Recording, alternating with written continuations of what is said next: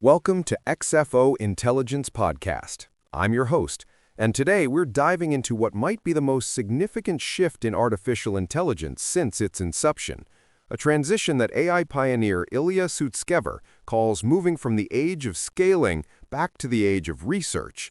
By the middle of this decade, we've hit what many are calling the Great Reset in AI development. For years, the formula was simple: build larger models, feed them more data, get better results. But that predictable path is coming to an end, and we need to fundamentally rethink how we approach machine intelligence. Let me paint you a picture of where we are today.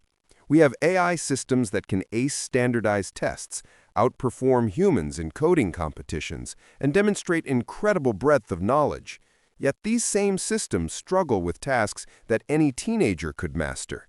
I'm talking about coding assistants that fix one bug only to introduce another, cycling endlessly through the same mistakes.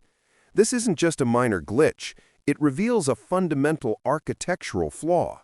Current AI lacks what we call robust internal value functions. Think about how you navigate the world.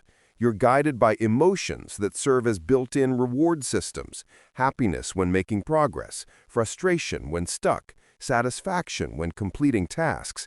AI systems, they operate with external reward signals that are sparse, delayed, and narrowly defined.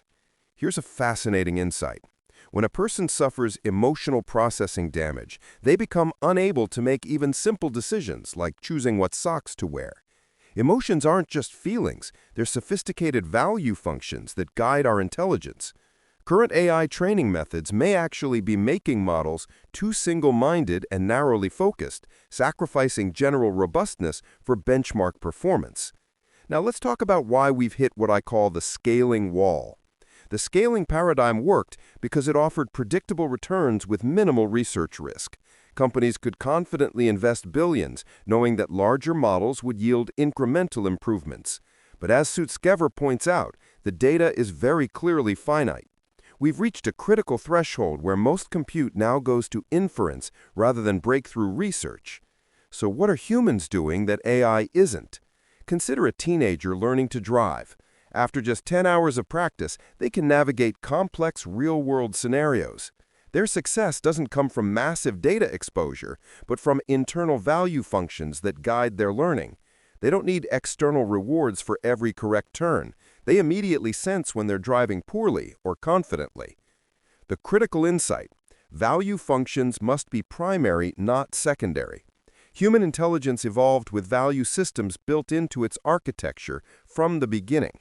Current AI treats reward functions as add-ons to pre-trained models, a fundamental mismatch.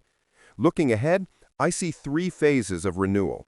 Phase 1, spanning the next 1 to 3 years, focuses on value function primacy, developing AI systems with built-in value functions inspired by human emotional systems. Phase 2, years 3 to 7, bridges the human-AI generalization gap. And Phase 3, years 7 to 15, brings convergence and deployment as alignment strategies naturally converge. Here's something profound to consider. As AI systems become more powerful, alignment strategies will converge regardless of initial philosophical differences. This happens because highly capable systems create existential stakes that transcend corporate competition. Sutskever suggests something remarkable. It would be easier to build an AI that cares about sentient life than an AI that cares about human life alone, because the AI itself will be sentient. This points towards a deeper truth. Alignment isn't about constraining AI, but about creating value systems that are robust across different forms of intelligence. The timeline? Sutskever predicts human-level AI capable of human-like learning will emerge within 5 to 20 years. But there's a crucial gap we need to address. As he notes, the models seem smarter than their economic impact would imply. We're not just building smarter machines, we're rediscovering what makes intelligence valuable in the first place. The age of research isn't just about better algorithms, it's about better understanding what makes intelligence truly beneficial. Now, I want to hear from you, our listeners. How do you feel about the current state of AI development? Are you worried about where we're heading? And if so, what are your specific concerns? Are you more concerned about AI capabilities advancing too quickly, or about the disconnect between what AI can do on tests versus real-world applications? Are you worried about job displacement, about concentration of power in the hands of a few tech companies, or perhaps about the alignment problem, ensuring AI systems remain beneficial as they become more capable? I'm genuinely curious about your perspectives. The transition we're discussing today will shape the next decades of human civilization. Your thoughts, concerns, and insights matter. Drop your comments below this episode. Share your experiences with AI systems in your daily life or work. Tell us what keeps you up at night when you think about AI's future, or what excites you most about the possibilities ahead. And if you found this discussion valuable, please hit that like button, share this episode with friends and colleagues who are thinking about these issues, and subscribe to XFO Intelligence Podcast.